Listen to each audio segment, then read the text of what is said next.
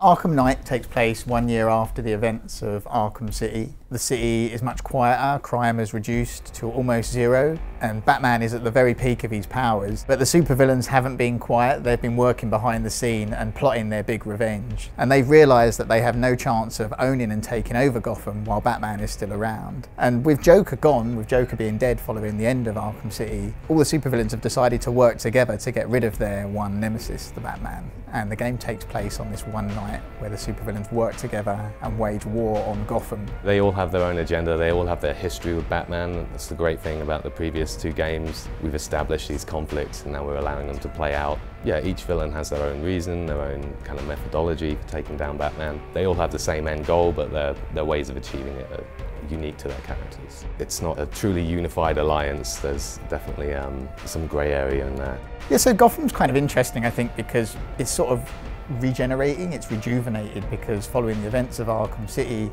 there's kind of a level of hope that's returned to the city, and that's what makes the events of this war that's launched on the city so devastating for the people in Gotham. Yeah, so it's a full-scale evacuation because of this terrorist threat, effectively, because of this threat of this chemical weapon that Scarecrow's planning to explode in Gotham. So nearly everyone's gone.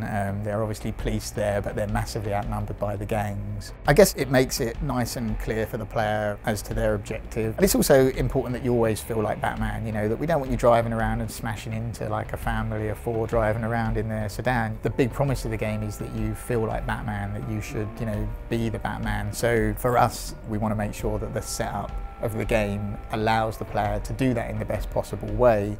But it's not, definitely should say, the city's been evacuated, but it's fully occupied as well. You know, like the gangs have moved in, we're talking hundreds of gang members on the streets, they're tearing the place to pieces, they're joyriding around in cars. So it's not that it's an empty city, it's a fully occupied city, but it's been occupied by hundreds and hundreds of gang members. Yeah, it's a Gotham like you've kind of never seen before.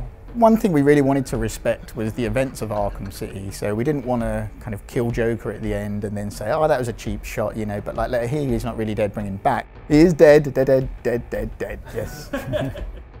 There's references back to Joker in the game. Obviously, he's a major part of the first two games. It definitely has an impact. We wanted it to feel like, right, what happens when Joker dies? What does that create in this universe? And it creates this kind of power vacuum. And I think what's really interesting for us is that we felt that Joker was like this disruptive force that actually stopped the different supervillains from working together, because he was the one who was sort of agitating all of them, and he was this random element in the middle of all of that. And once he's taken out of the equation, we looked at it and said, well, it's really interesting, because actually the supervillains realise much quicker that working together is actually something that would really be in their interest to destroy the Batman. So it was about really how do the other supervillains fill that power vacuum, and that for us was a really interesting dynamic with Joker being out of the equation. I mean, Harley Quinn is distraught. Her state of mind is, wow, yeah, distraught is probably the best way I can put it.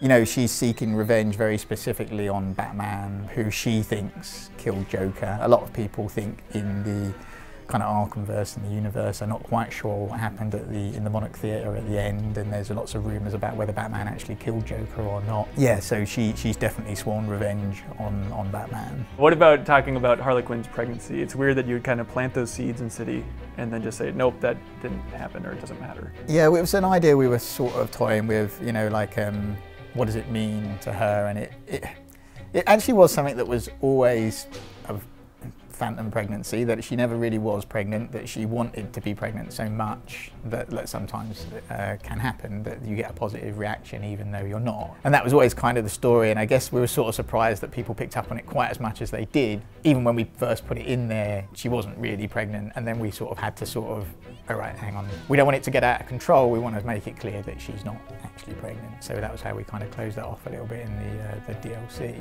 The Arkham games have always been about providing that power fantasy of being Batman, feeling like Batman. That's an experience that we're taking further with the addition of the Batmobile, the bigger city. But another thing we wanted to explore in this story is, you know, what goes on behind the cowl, like what effect does this journey have on Batman? You know, like Arkham City was kind of a montage piece of how do all these supervillains fit into this prison environment, whereas this is a much more personal game about an attack on Batman. And that's really where the Gordons come in. Batman and Gordon have this long-standing relationship.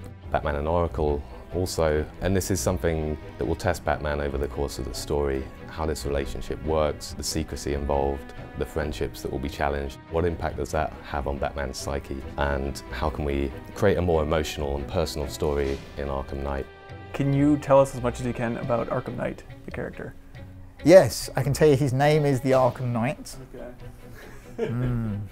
And that's pretty much about it. I mean, he's a new supervillain that we've definitely had a lot of fun working on. You know, we felt for this particular arc, we wanted a new character in there because it works so well for this story that we're telling. We've still definitely got all the classic characters back, and these are characters, you know, you really know and love, and then we wanted to bring someone new in who could push and test Batman in new ways, you know, and it was also great for us personally to sort of have that opportunity to contribute a little bit to the Batman universe as well.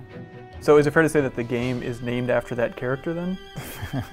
Actually, the name came first. We were sort of messing around with names for the game, and it's always hard because we obviously wanted to keep Arkham in there because Arkham's kind of the franchise as well, that's the name that people know. It's just kind of one of those things that was sort of a bit fortuitous in that we like this name Arkham Knight, and it fits this character and it's got lots of different meanings and it's working on lots of different levels. Let's go with that, yeah. From the little we know about Arkham Knight as a character, like he's holding a gun, but he kind of looks like Batman. Is the whole idea for the character that he's the complete opposite of Batman? And I think at the moment that's all we're saying about him. I mean, he's going to be a formidable foe, I would say that, yeah. We have a small team of in-house writers now, which is a first for Rocksteady. So we have a little kind of writer's room in that we can bounce ideas off each other, we can iterate very quickly. Sefton knows the game inside out. He's working on it day to day with the team in the studio. Yeah, I mean, I think we had this idea for sort of how we wanted the Arkham trilogy to end, this big crescendo for the game while we were working on Arkham City, and it just felt right. This is the place it kind of almost feels like it has to end. So when you got to the studio and Sefton told you how he wanted this game to end, what was your initial reaction? Awesome. I would say it's bold. I'm not going to reveal what the ending is, but I will say people will be very excited by it, and it'll be a very satisfying conclusion to the trilogy. I think a lot of fans would look at the end of Arkham City and say, like, that's an amazing ending to an entire trilogy. Like, what tops that other than Batman going down? Well, it will hopefully be very memorable.